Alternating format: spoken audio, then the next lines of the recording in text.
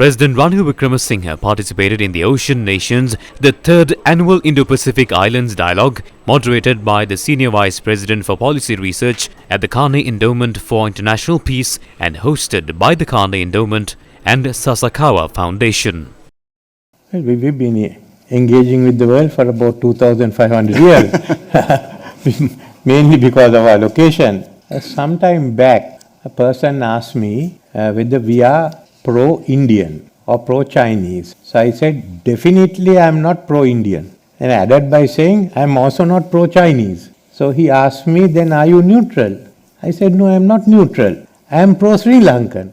And that's what a lot of people don't understand, that today our priorities are not the same as that of the big powers and others in the region. Whether it be the Indian Ocean or whether it be the South Pacific Islands, our priorities are different: economic, social, ecological.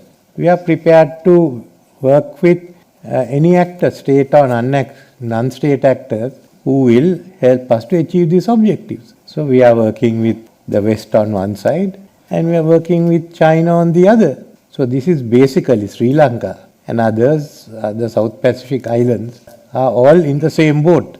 Why we are getting pulled into it, it's difficult for us to understand.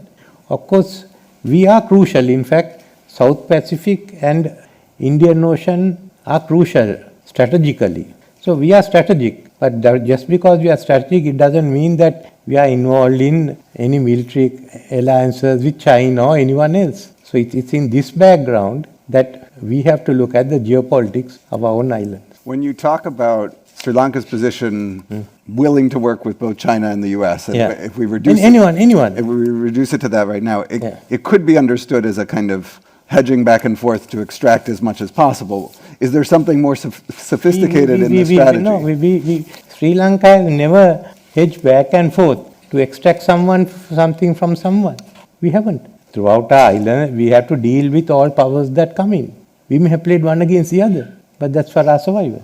In this case, we are not doing that either. So that's where it comes to. It's the inability to understand the nature of Indian Ocean and South Pacific which is creating this. None of the countries involved seem to understand what is our geopolitics and what do we do.